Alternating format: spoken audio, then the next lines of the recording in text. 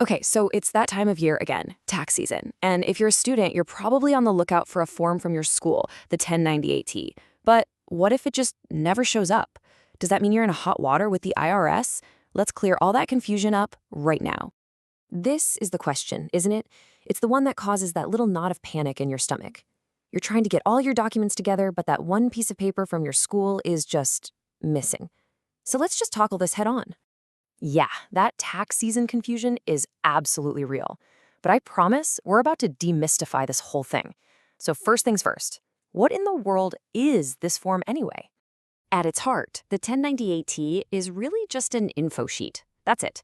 It's a statement your school might send out that basically says, hey, here's a summary of the payments we got from you for tuition and other qualified expenses. Think of it as a helpful but not essential recap.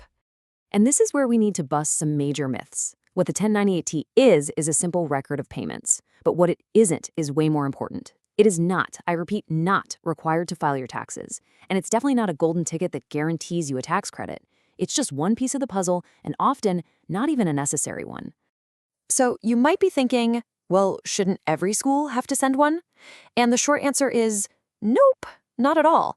The IRS actually has rules that exempt a lot of perfectly legitimate schools, maybe because of how their programs are set up or because they don't participate in federal student aid. So not getting one doesn't mean something's fishy. Okay, so you don't have a 1098T. First thing to know, no problem, seriously. But you do still need to be able to prove what you paid. So let's get into the practical stuff, what you can actually do. Which leads us to the most important question of all. Without this one specific form, can you still file your taxes and claim the education credits you might be eligible for? Yes, absolutely 100% yes. The IRS is super clear on this. The lack of this single form does not in any way stop you from claiming the tax benefits you're entitled to. How's that for a sigh of relief, right? So how do you prove it then? Well, the IRS accepts a bunch of other documents that you almost certainly already have. We're talking about things like tuition receipts, account statements from your school, or even just your own credit card and bank statements that show those payments going through. And here's the absolute key to all of this. The IRS cares about proof of payment. They don't care if that proof comes on one specific magical form. What they want to see is solid documentation that you actually paid the money and you are the one who has that proof. And listen, don't just take my word for it. This isn't some internet rumor. This guidance comes straight from the horse's mouth. It's right there in IRS Publication 970, Tax Benefits for Education. You can go look it up on their website. This is official. Now, while many schools don't have to send the form, some schools choose to do it anyway. They decide to go above and beyond. Let's look at a case study of a school that really sets what I'd call a gold standard for supporting its students. We're going to talk about the Louisville Beauty Academy.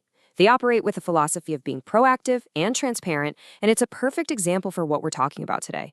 And this quote, this really says it all. Instead of just trying to meet the bare minimum legal requirement, their whole mindset is, what's the right thing to do for our students? They call it over-compliance by design, which is just a fantastic way to think about it. So, what does this actually look like?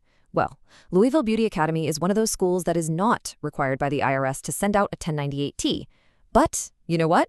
They do it anyway, voluntarily, for every single one of their students.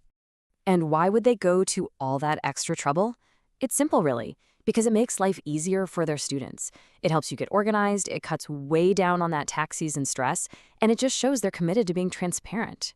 It's a prime example of putting students first. So, let's bring this all back to you, no matter what school you attend. Let's put together a simple toolkit, a few clear, actionable steps that any student can take. Okay, here's your super simple 3-step action plan. First, just double-check if your school sent you a 1098T. If they didn't, no big deal. Step 2, go gather your other proofs of payment, those receipts, bank statements, all that good stuff. And step 3, if you need more, just ask your school for an account statement. It's that easy. And this is probably the most important takeaway of all. Remember, you have every right to your own financial records. You should feel empowered to advocate for yourself and ask for the documents you need. After all, it's your money and your education. So, all this leaves us with one final, big question to think about. When you look at how your own school handles things like this, does it seem like they're putting your financial clarity first? It's definitely something worth thinking about.